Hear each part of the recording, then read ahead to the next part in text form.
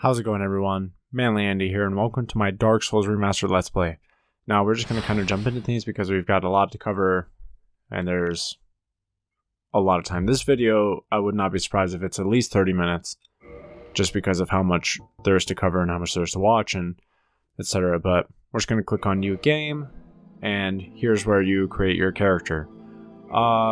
It can be extremely basic, or it can be extremely detailed, and that's pretty much this entire game. You can make it really simple on yourself, or you can make it like extremely unique, and it's just great.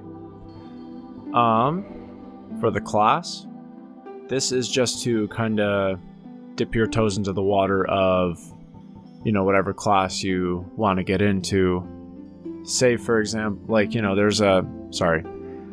there's a warrior, knight, wanderer, thief, bandit, hunter, sorcerer, pyromancer, cleric, and deprived. Deprived is as basic as you can get, essentially. All the levels are even across the board, and you start with just a club and an old plank shield. I can explain levels later on in this episode, maybe even next episode, just because I don't know if we have, that much time, essentially. But, there's also cleric. They do miracles. Pyromancer does pyromancy. Sorcerer does sorcery. Hunter does bow stuff, and then pretty much all of these and the deprived are physical attackers. Maybe the cleric is too. I don't know if there are any damaging miracles, probably not, but these are the guys that can be just overwhelmingly powerful. It's ridiculous. But I can pick a knight and go be a sorcerer or a pyromancer. It doesn't matter what you pick. It just kind of, like I said before, dips your toes in the water. I have been going to the thief as of recent, and I can explain that once we start playing. But one of the benefits of the thief is he comes with the master key, so you can pick any of these other ones. But if you don't pick the thief, grab the master key, okay? Because it can just lead you to so many important places in the beginning. You can get overpowered with this thing. So if you don't pick the thief, pick the master key. I'm going to grab the old witch's ring because I heard it does something pretty cool that I want to try out on video. I haven't tried it out personally, but we're going to pick that. You have many different physiques. I don't know if these affect your hitboxes or your movement or anything, but I just always go with average. For the face, you have many different kinds of faces and whatnot. This dude looks like fucking Voldemort. I love it. And then, it's got a bunch of people. I'm gonna pick a Store Noble. Here are the different kind of hairstyles you can be shaved, and then, there's just a ton that you can pick from. I go with wild, and then there's a bunch of different colors. I don't know. You know what? We'll go with dark blue. I typically go with silver, but dark blue just looks right about now. But if you go to customize, you can do so much with your character. It is ridiculous. You can adjust all of these, and it's you know what I mean? You can fine-tune your character. You can honestly probably make your character look like you. And I wouldn't be surprised if you would be able to do that. But that's pretty much it on this screen. So we're going to get started. There's going to be a long cutscene, so I'll talk to you guys in a little bit.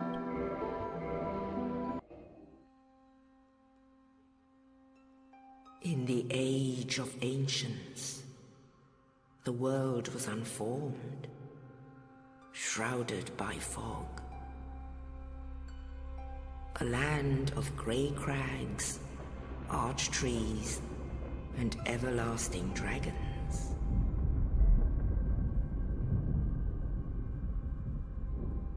But then there was fire,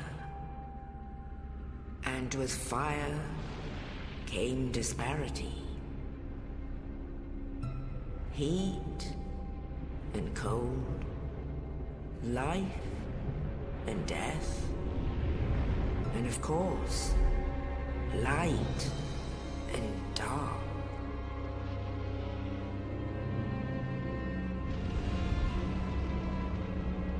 Then from the dark they came and found the souls of lords within the flame.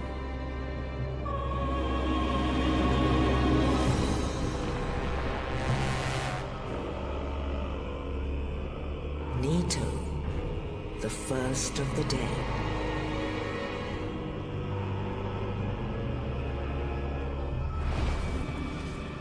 The Witch of Izalith and her daughters of Chaos. Gwyn, the Lord of Sunlight, and his faithful knights. And the furtive pygmy, so easily forgotten.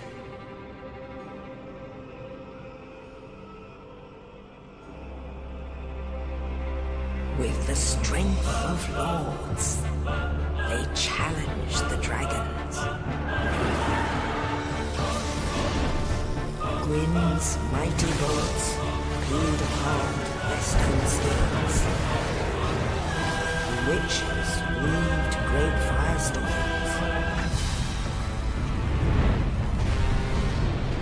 Nito unleashed a miasma of death and disease. And Seath, the Scaleless, betrayed his own, and the dragons were no more.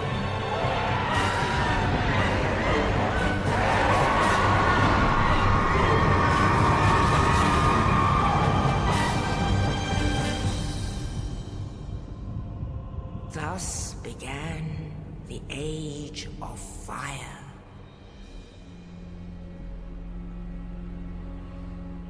But soon the flames will fade, and only dark will remain.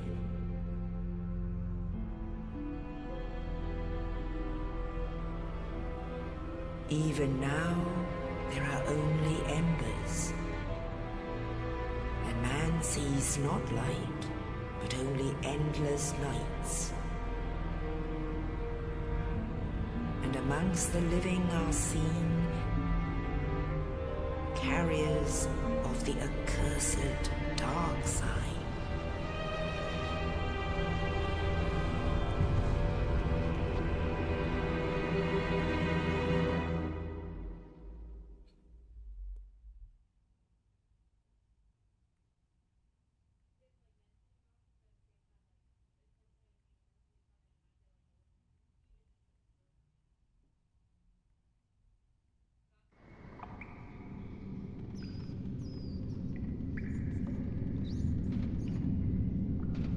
Yes, indeed.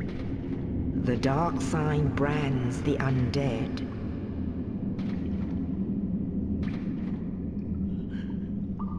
And in this land, the undead are corralled and led to the north.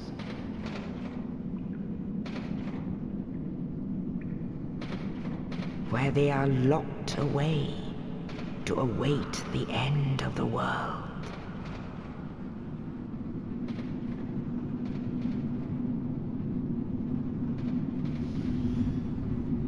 This is your fate.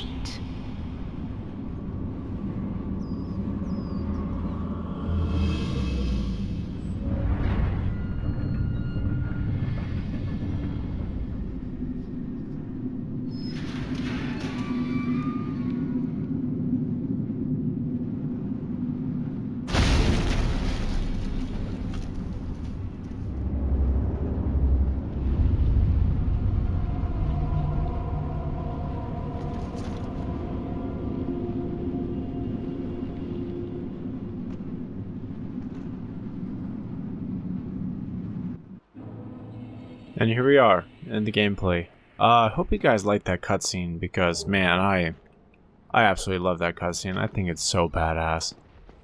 But to start things off, there's these little messages on the ground that you can read, and it'll teach you how to play the game. I'm not going to look at all these and read all of them to you or tell you all the controls because that would just be insane. Also, quick question. These guys, Do you think they're gummy or do you think they're crusty? Let me know. I personally think they're gummy. And if you don't know what I mean, just like touch your gums right now and you know, that's the feeling I'm kind of talking about. A little bit moist, kind of squishy. Kind of like how maybe Patrick would feel like from SpongeBob. But first thing that's really important, bonfires. These are your checkpoints as well as the place you go to when you die. The last one you rest at, that's the place you're going to go to when you die. There's definitely a lot more to cover about that later on, but we're not going to do that right now. Now, if you open this door and you look up, you'll see this giant demon. You're going to want to run in here and immediately run to the left. You can kill him in the state we are in now, but I'm not even going to try because that would take forever. But here's another bonfire. You're never going to see one this close to each other ever again, so don't get used to that. Oh. That was an accident. I accidentally hit a button. But here's where we get our shield. Target shield, to be exact. This is the thief shield that comes with him. And we're just going to run forward. We're going to run ahead of this guy because this is where our weapon is. And we're going to equip this really quick. And now we have the bandit's knife. Let's see if we can get a backstab on this guy. Oh, we didn't. I thought maybe we would. Sometimes these guys drop their bows, but it didn't happen for us. Another thing I wanted to mention about the Asylum Demon, if you pick the black fire bombs as your gift, you can actually kill him pretty easily, but I've never tried it. So, you know, you're going to want to run up these stairs and there's going to be a ball. I just kind of walk off and then we have to walk in here. And then another thing, actually we're going to mention that later. Sorry about that. But luckily this game has voice acted NPCs, so I'm just going to let this guy do the talking. Oh, you. You're no hollow. Hmm? Thank goodness. I'm done for, I'm afraid. I'll die soon, then lose my sanity. I wish to ask something of you. You and I, we're both undead. Hear me out, will you? Yes. Regrettably, I have failed in my mission. But perhaps you can keep the torch lit. There is an old saying in my family. Thou who art undead art chosen. And thine exodus from the Undead Asylum maketh pilgrimage to the land of ancient lords. When thou ringeth the bell of awakening, the fate of the undead thou shalt know. Well, now you know. And I can die with hope in my heart. Oh, one more thing. Here, take this. An Estus flask. An undead favorite. Oh, and this. Now I must bid farewell. I would hate to harm you after death. So go now, and thank you. Alright, that's all he has to offer. Pretty important information once you know what the later game is. Let's try to get that backstab. There we go. That does kind of like a critical damage type deal. And it's a very useful tool, especially for later on. Now we're just going to want to run through here. And then there are going to be enemies.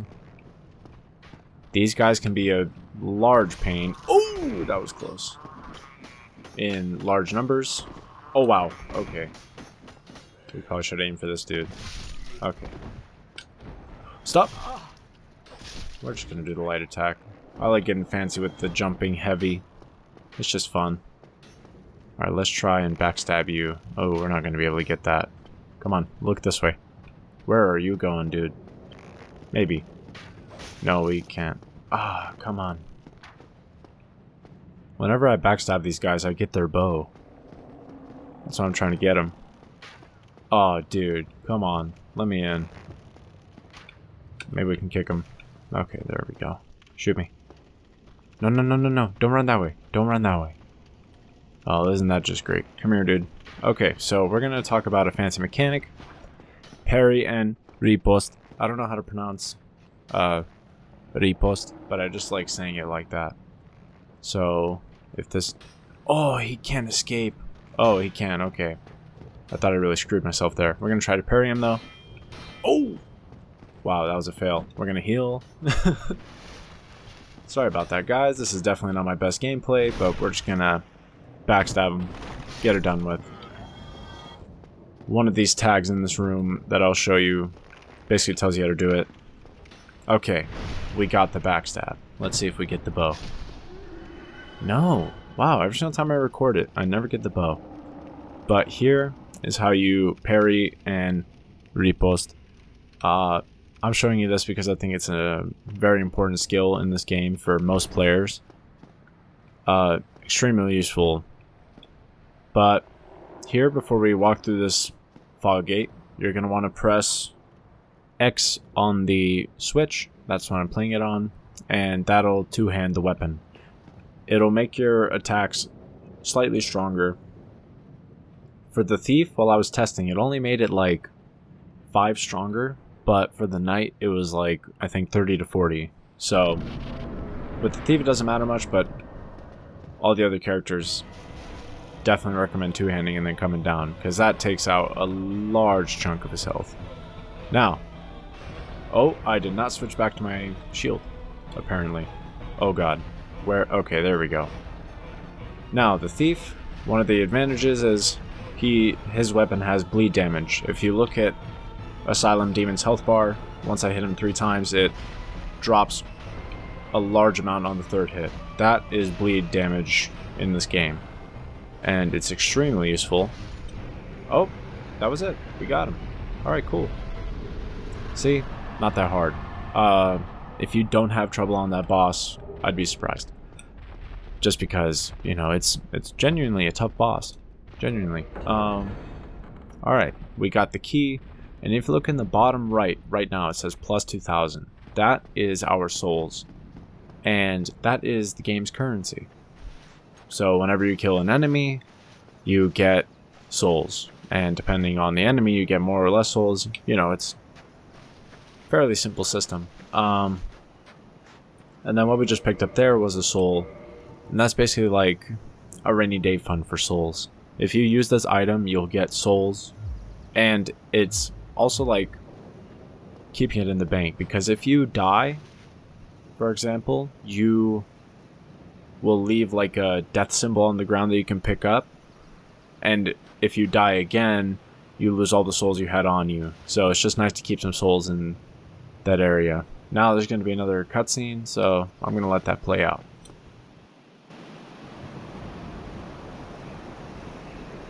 Only in the ancient legends it is stated that one day an undead shall be chosen.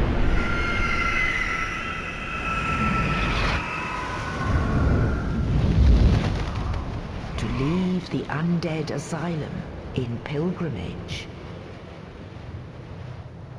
to the land of the ancient lords. Lordran.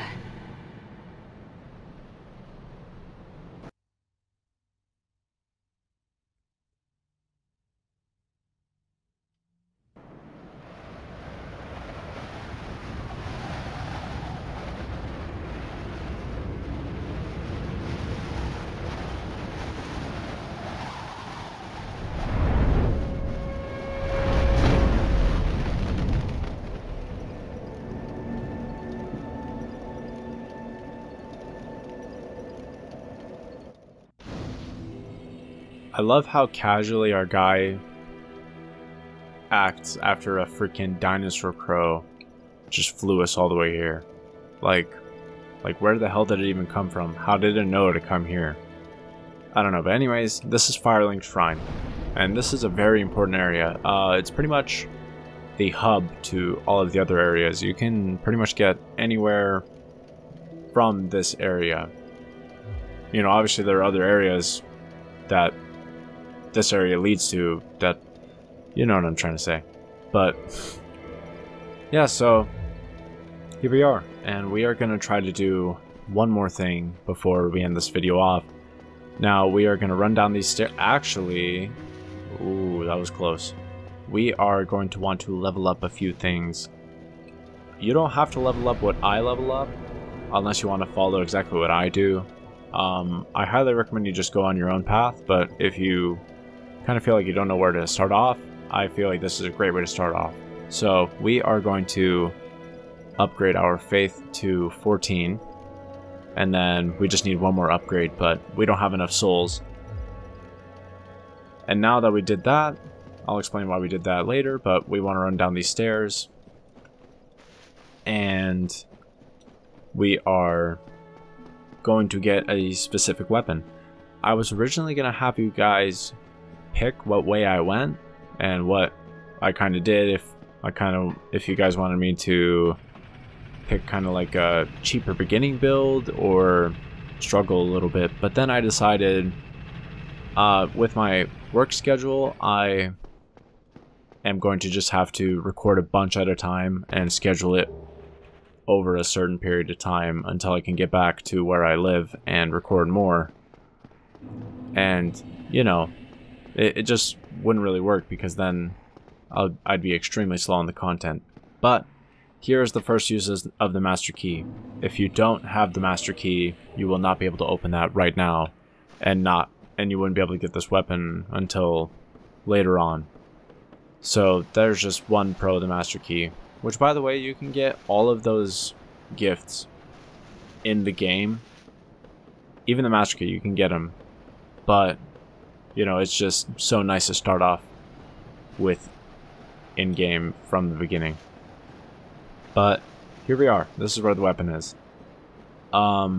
This scary ass thing is an undead dragon, and you definitely do not want to touch it. We are such a low level that if we touch it, like, it's almost guaranteed death. But there's a good shield and a good weapon there, and as soon as we run up and grab it, he's gonna want to kill us. So it's pretty much hit or miss if you get out alive or not, but pretty much you just want to run in, grab him. Oh man, I wasn't close enough to that.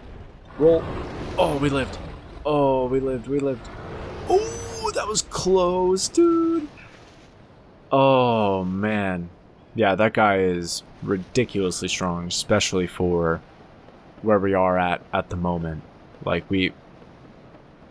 someone extremely skilled could probably take him on, but me, hell no. I mean, maybe. I wouldn't say I'm bad at the game, but I wouldn't say I'm even close to the best at the game. But this is definitely one of my favorite games of all time. Like, it's just amazing. If you haven't played it, I highly recommend you go play it. It's definitely worth all the trouble that you'll have on bosses and whatnot, because you'll learn. There are so many strats to take care of pretty much all the bosses. Some of them you just tank through with some heavy armor, and then, you know, eventually you can get so powerful that you can just pretty much one-shot all of the bosses, which is absolutely insane. But anyways, now we're back to Firelink Shrine. Now, I'm going to show you a couple more things, and then we're going to end off the video.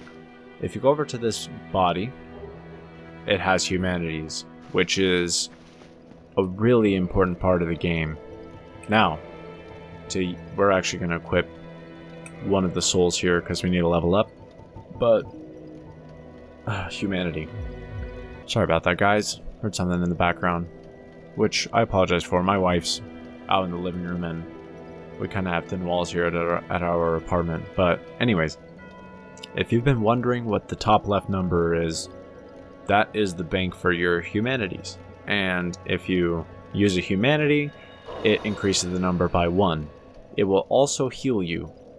So the Estus Flask is not the only way to heal, but it's the less risky version of healing, because if you die with humanities, you could potentially lose your humanities. And I'll show that off later. I don't want to purposely kill myself, just because we've been having some good luck. I mean, we survived the undead dragon, which is awesome. But humanities have a number of roles in this game. First off, this is how you turn human, and we're going to look at our guy's face, and look at that, we're human now. Now, humanity has a ton of benefits, like I believe it makes you just slightly stronger. You can summon NPCs, online players, you can get invaded by people, and then, you know, if you have humanities in the bank, it will actually increase your item discovery. And I'll just do that to show you. If you look in the right column, there's item discovery in between curse resist and attunement slots. If I use a humanity, we have one in the bank now. And if we go here, now our item discovery is 150, which is basically a better chance of item drops from certain enemies or, you know, whatnot. And there's some other stuff as well, I believe. I'm definitely missing some, but they have like a whole wiki about it. It's awesome.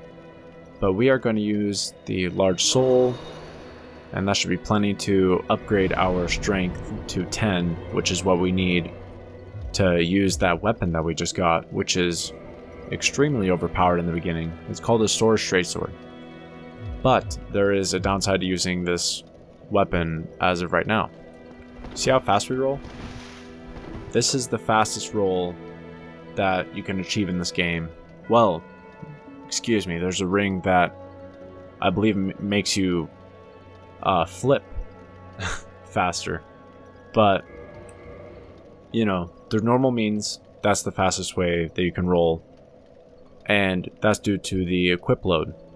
We have 12.1 pounds on out of 49 that we can carry. And I believe there's like 5 stages of, let's call them weight classes. And this is the lightest one. That's why I like the Thief. You can start out with all of his weapons and armor and still be able to roll fast.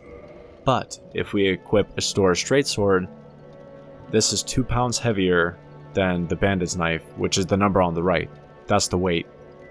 So now we gain a weight class, I guess, and now we can't roll as fast. And there are other benefits to that, or benefits and disadvantages, I guess. So it's like pretty much you want to find your balance, because I believe if you are heavier, your stamina regens slower. So I like to stay on the lighter side, which with the shield and sword, you can just take off your helmet and gloves, and you can roll as such. Now we can roll fast. Now I'm going to explain the levels, just to kind of, you know, I'm actually going to get some souls, just so I can physically show you what they all kind of do. Okay, we got 2,000 souls. Wow, that's quite a bit for right now. So now Vitality does health. Attunement is like magic stuff. It allows you to equip certain miracles, pyromancies, you know, sorceries, stuff like that. Endurance upgrades your bleed resist, your stamina, and your equip load. Now eventually the stamina will run out, I believe. Like, there's a cap to how much stamina you can have, but it will still increase the equip load, and I believe the bleed resist, as well as all of those blue numbers on the bottom. Which, by the way, blue is increase, red is decrease, just so you guys know.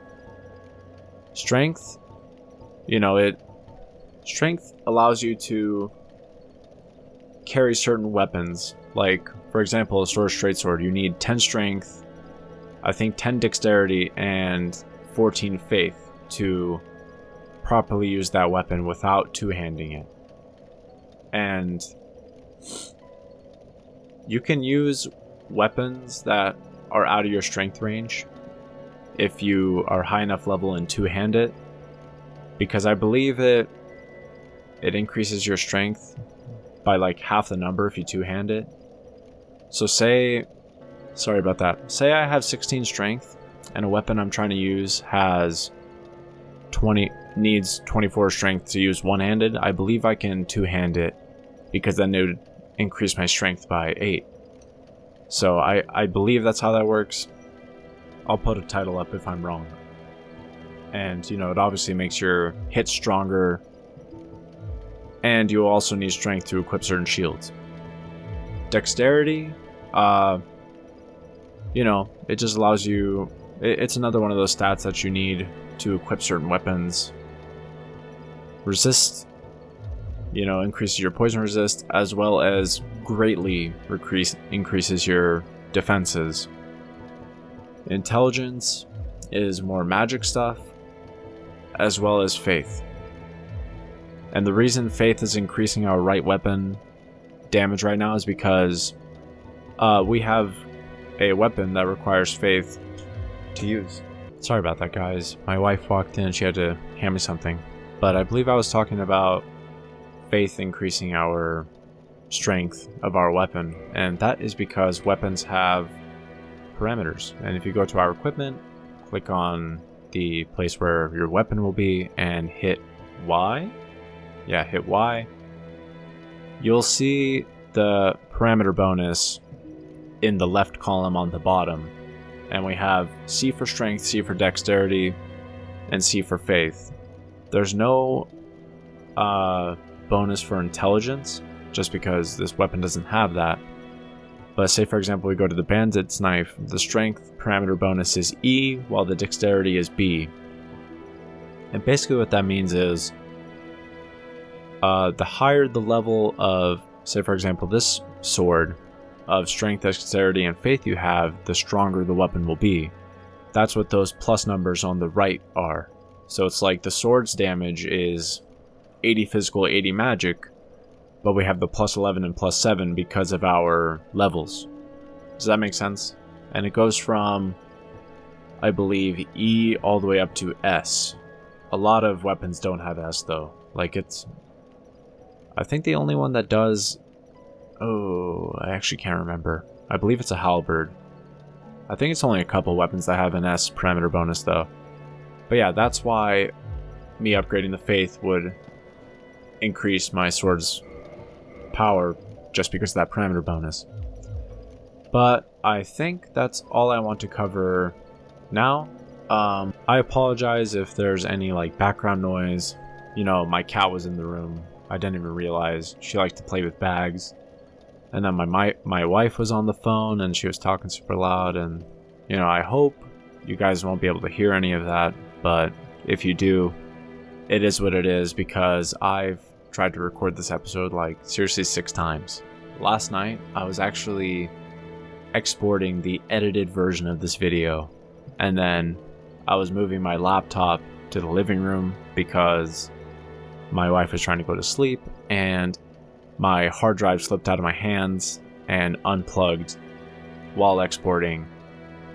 And it was like a 5-foot drop on the carpet. I didn't think much of it, but you know, it's making some scratching noises and beeps, and the computer won't even recognize it.